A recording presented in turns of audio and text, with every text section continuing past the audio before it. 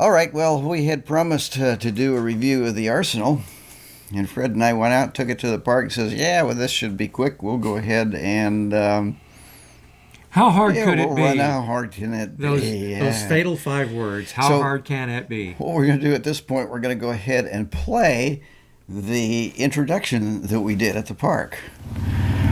Well, hi, we finally are going to do a little review. Check out the Arsenal. The Arsenal is a device that goes onto the Here, top of your I'll be camera. Vanna. Yeah, you do that. So this is the Arsenal here. Plugs into whatever port on your camera that controls that particular camera. In the case of the R5, it's a USB-C port here. And then there is an app on your smartphone, either Android or Apple. And what it does basically is, depending on the particular scene you're shooting, it's supposed to go in and determine the best ISO, the best aperture for the particular lens that you're using, and then evaluates the scene to do all the settings, allow you to take the picture. So I guess it's kind of AI based. Aye. And yeah, I think Fred and I commented when this first came out that it's probably good for beginners, but I'm not sure if moderate to advanced photographers really need something like this. Also, it's kind of a crutch, but we're going to go ahead and evaluate it. It has some other features too. You know, on a tripod, it will allow you to do HDR, allow you to do focus stacking, and there's a few other things that it does. If on the handheld mode, those are turned off. But again, you have to have your phone, you have to have a connection to the network. So if you're out of cell range, it's not going to do you much good. So anyway, we're here at a local park.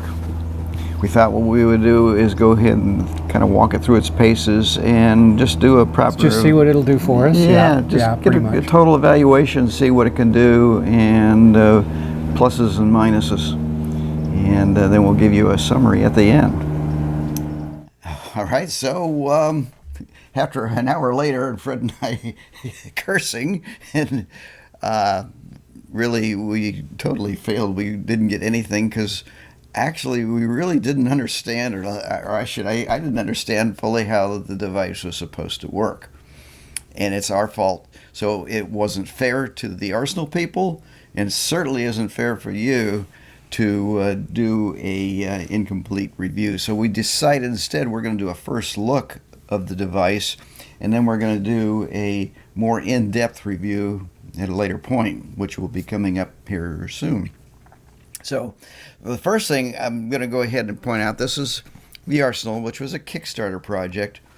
As of taping of this in January, it is not currently available. Now, it was $169 through the Kickstarter project, which is over now, but you can still pick it up if you get this, watch this podcast or YouTube video before February for $219. There's a pre-order.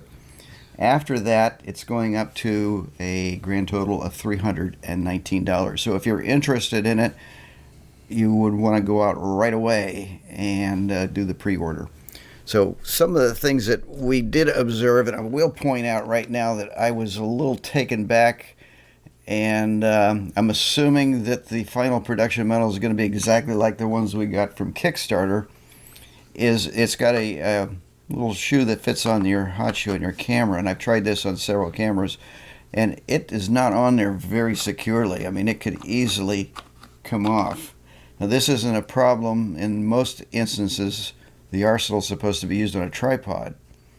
However, you take it off the tripod, or if you're using it in handheld mode, it could be an issue because it, as you can see, it quite easily comes off.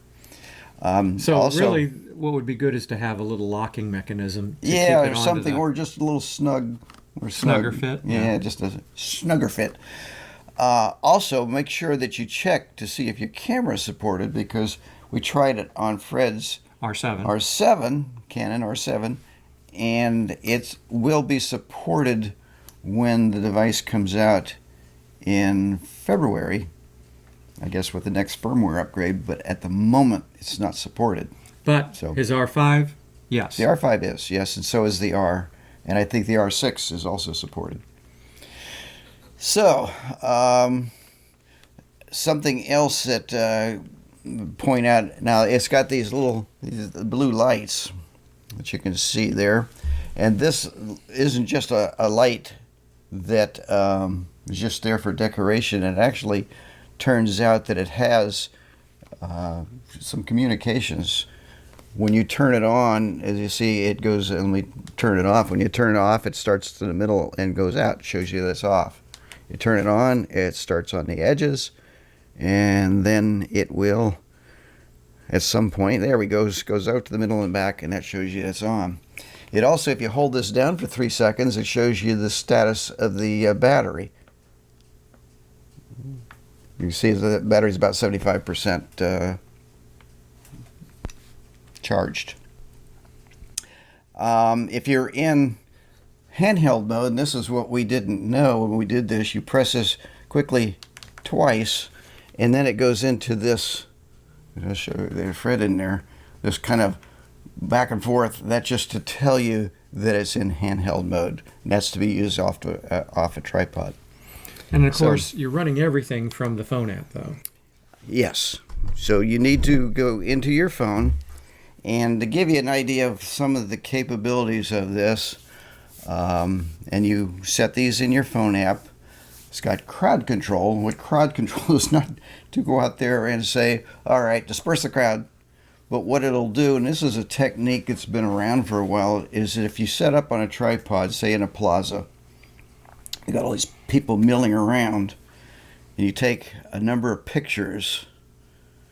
Eventually you'll get, as people move, you'll be able to get the backgrounds, and then you could bring it into Photoshop or something and spend hours carefully removing the people using backgrounds from previous shots. Well, the Arsenal will do that automatically. And it also, and something else we didn't realize, it has I'll point this out here on the side. Let's see which side it is. It's so hidden, it's really hard to see. That's why we didn't know about it. Yeah, there it is, right up there. It's got a place where you can put an SD card in it. A mini SD, yeah. Yeah. Or micro SD. And so in your camera, you can set up to save the images to the SD built in here, or your phone, or both. And it also, of course, will save the initial images to your camera. You can save them either as JPEGs, and in many instances, you can also save them as RAW. That's on the device itself. Or your, or you can tell it to store no, on I think your phone? on the phone it's only JPEG, Right. But on the device, yeah, you can save them in RAW, which is a DNG. DNG is the digital negative public domain format that Adobe put out a number of years ago, and even some camera manufacturers are using that for their RAW captures. Otherwise, all the RAW formats are generally proprietary. Canon has their own, Nikon has their own, Olympus has their own, etc. So, again, crowd control, it will go through, and as long as at least 25% of the background's available, it can remove that particular person. If somebody's just sitting there or standing there and doesn't move, of course, they're going to appear in the final shot. Of course, then you also have time-lapse capability with it. Yes, and a time-lapse is something that a lot of the cameras also have. I know the R5 has that capability built into it. But again, if your camera does not, or maybe you like the setup and the control on the Arsenal better, it will do time-lapse. And again, it will save them off to either the SD or into your phone. It has HDR, which they call, I think, aperture stacking or something. They have another word for it, but it's basically a high definition range. Again, that's in the camera. Now, I believe the R5 can go up to 9 exposures. I'm not sure about the R7. It may do the same. 7 or 9. It can go, I think it goes 3, 5, and 7. I've never looked to see if it did 9. It might. That's something I will have to look at. And most of these, the Canons also have a built-in HDR, which it'll actually assemble them, but it's limited to 3 exposures. Right. The Arsenal can go, as many as you want, and it'll basically can take it through the whole dynamic range. Right. You can set that up. And you also have long daytime exposure. Yeah, this is kind of interesting because you don't need an ND filter, and what it'll do is it will take a number of exposures. Again, you determine how many you want, and it'll assemble them into a final image, which will be very, very similar to what you would do if you did a long, say, 1 minute exposure with an ND filter. That's kind of cool. And of course, you don't need the ND filter. Focus stacking, and I'm going to show this in here because I did do a little experimenting with it. I took my acoustic guitar, and the unit has 2 different modes. It has something, let's see, it's called, it's got a manual mode where you can do the settings, or it's got something called smart mode. And the smart mode means the camera will go there and it uses AI technology, which it goes back to your phone and then determines the correct exposure, the correct aperture, the correct ISO. I won't say correct, what they think is the best, what it determines the best. Unfortunately, when I tried the smart mode, it was putting my aperture way down because it says, oh yeah, we want to try to keep as much of this in focus as possible. Well, that was kind of defeating the purpose. So I went to the manual mode. I set it up at 5.6, and as you can see here, I have the first picture, and you can see how it's actually focused on the near point. Mm-hmm. And then I did, I think, 15 to 20 pictures, and here's the final image that, as you can see, as I put them back together, and it saved the DNG onto the SD card, which is kind of cool. I also did this, and I thought Fred might be interested in this or experimenting if we do more evaluation on this particular focus stacking capability, is I took a Christmas cactus and focused again. I used a Sigma lens that I had, a Sigma, but the Sigma turns out has the older mechanical focusing or motorized, and it was just too slow. I went with an old Canon 90 millimeter macro that I had. It worked perfect. And I focus on the, what do you call it, the pistil, the top, the front. Of course, the rest of the flowers you can see was out of focus. Probably the anthers, the part with the pollen on them. Right. I did 20 exposures, I believe, and let it went through. And some of these you have to experiment to make sure that because you set how much you want it to change focus, and you also set how many frames you want it to capture. After a few minutes, of course, it finished up, and I looked at the gallery, and it saved it to the SD card, and this was the final image. So that's kind of cool. So and of course, it'll do, if it's going to do things like long time exposure and focus stacking, you've got to figure it's going to do panorama. Yeah, and in the panorama, it's interesting. They do have a, and this capability, apparently, this is another thing you want to check on, is only available at the moment under Apple devices, iOS. It's not available on an Android, but they have a mount that can go on here to hold your phone, and then this clips. Whoops. Oh, there it goes. See how that's why we said that's such a issue. This clips onto the thing, so you've got your phone here, and what you do is on a tripod, of course, you go through, then you go up, and you go back, and you go up, and then on your phone you're going to actually see it painting that. So you can do kind of like a gigapixel image. So it's not just a panorama of like on your phones where you're just doing it horizontally. This will do it vertically as well. So that's kind of cool. So if you need to do a huge print, this will be able to do that for you. As we mentioned, it had the smart mode, manual mode. It also has something called deep color. And in the deep color, what it'll do is it uses the AI technology on your phone. Apparently, go out and compare this with its database of similar images, and then it'll go in and tweak the colors. So that's something else that we're going to have to experiment with. Now, this is something that if you're adept at whatever Photoshop, Luminar, or whatever software that you happen to use, you may not be interested in this.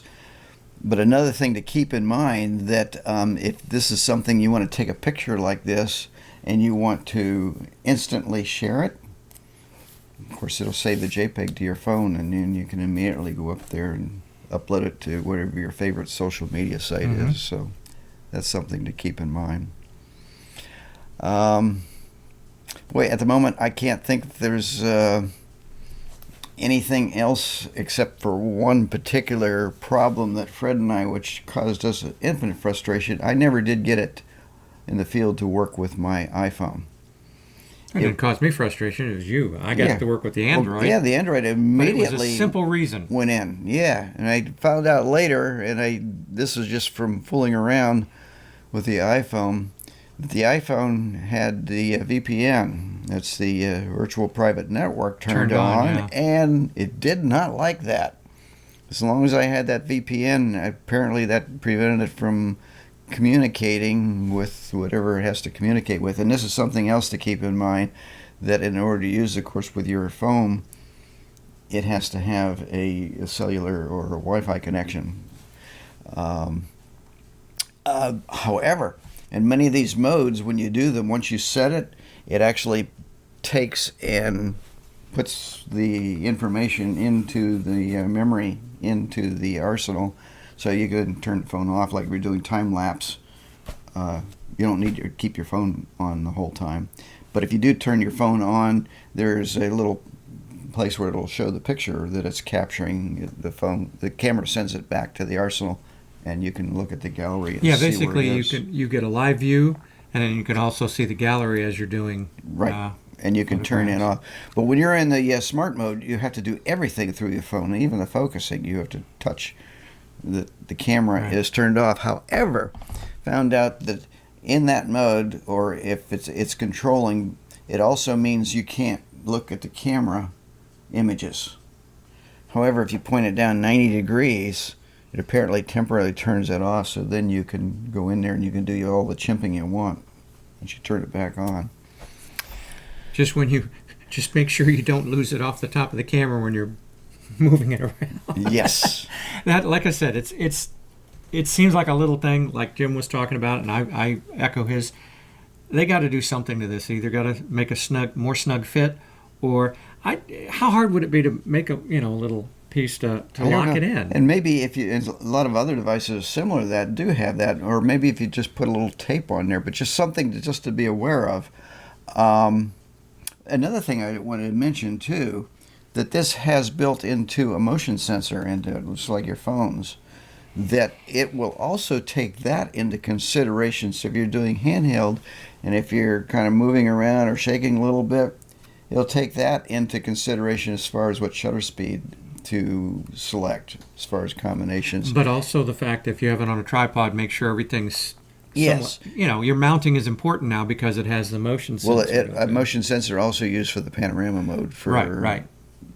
So there's... And if you're in manual mode, there are some of the capabilities, of course, like the focus stacking and stuff, that don't make sense, and it turns those off. You can't do that. So anyway, that's our first look at the arsenal. We are going to take and do some more work with it and do a proper evaluation, which again is only fair to the company, is only fair to you, that depend upon us to give fair and honest reviews. And if you've already got one of these, as Jim said, read the manual. Read the manual and let us know what you think. They have a lot of online. A lot of online support videos. There's support built into. There was really little excuse for me not to do this, but I figured, how hard can it be? Famous last words. It turned out to be a lot more involved than we thought. And but see, that's what we're here for. We're the crash test dummies. That's right. Of the camera world. We'll try it out first and really emphasis on dummies. So come on, guys. We're here to take the heat and then make it easier for you. Then. Yep. Well, anyway, that's all I got. So we're going to go ahead and do a complete evaluation on it. So stay tuned and keep going out there. Make sure you go out and subscribe to our YouTube channel. There you go. Thanks.